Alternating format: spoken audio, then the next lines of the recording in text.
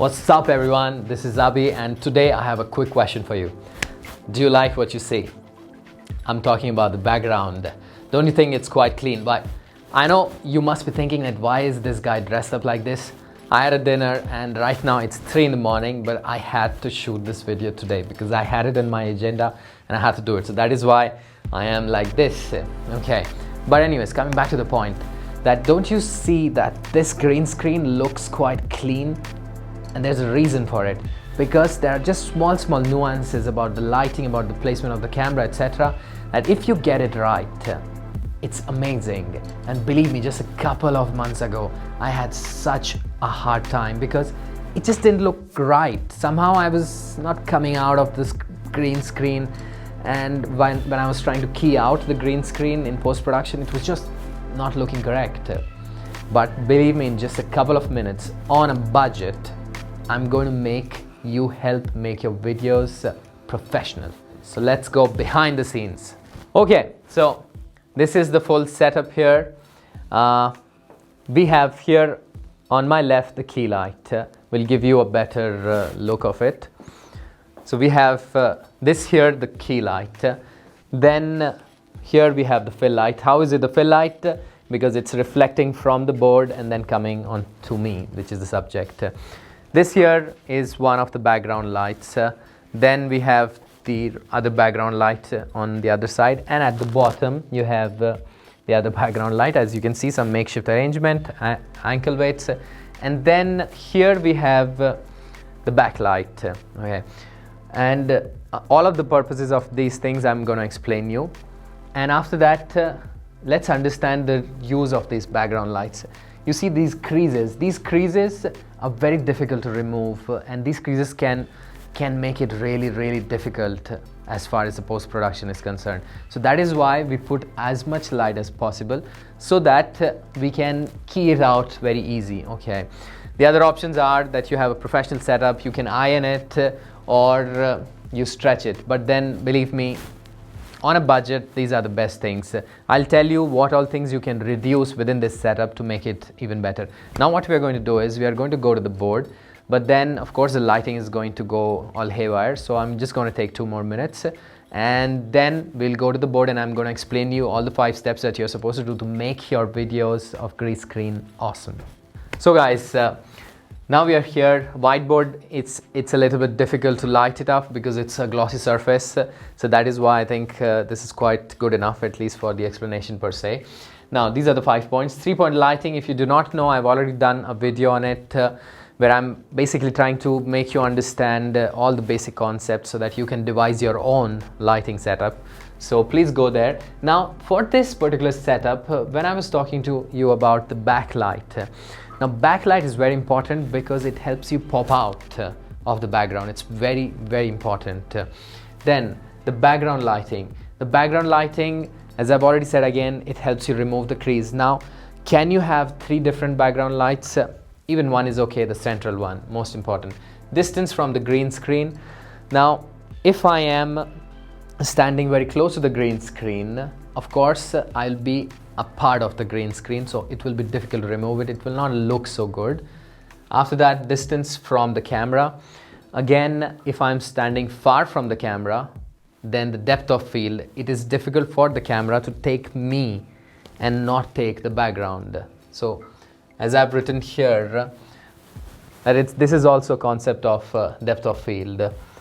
And then the aperture. Now aperture is something which is in camera. So what you can do is, instead of shooting at 3.5, if you shoot at 1.8, if your camera, if your lens allows it, then what happens is the depth of field plays in. You can just take out the subject and remove the subject from the background. So these 3 things can make a hell lot of a difference.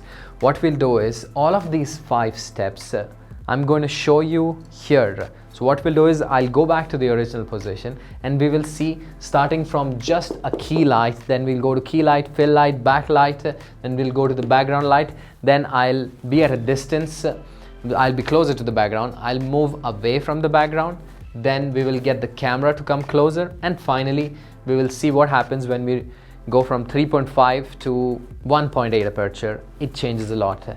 So let's See that? Okay, now this is how the whole setup is. Normally I look like this. Now let's switch off everything and we'll keep only the key light on, and we'll go through all the steps one by one, from the 3-point lighting to background lighting, distance from the green screen, distance from the camera, and finally the aperture. Okay, so let's go to the first, only key light.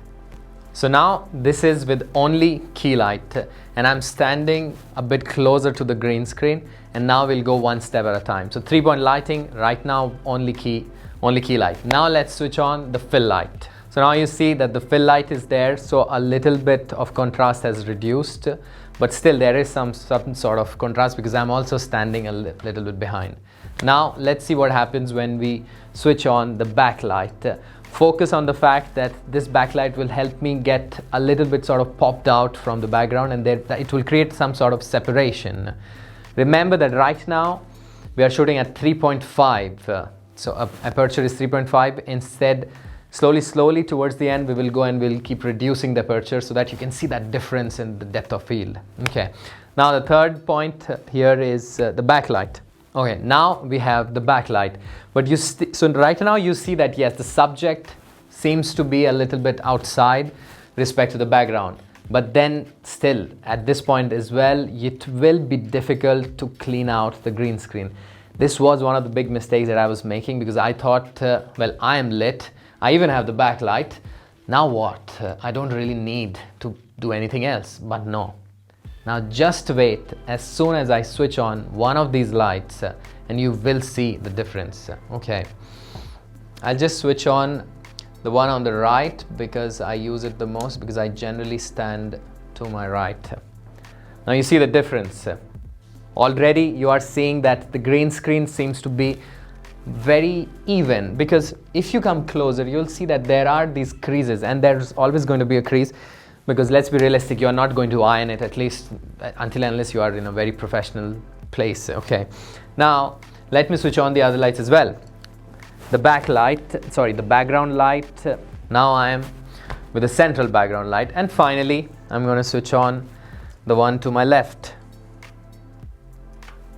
Okay, so I think it looks quite good, and you'd be like, yeah, well, I think it looks quite perfect.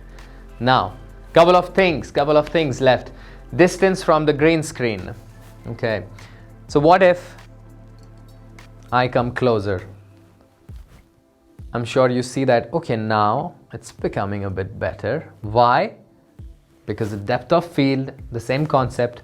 Now the next thing, let's get the camera a little bit closer as well. Okay, so now we have got the camera also close.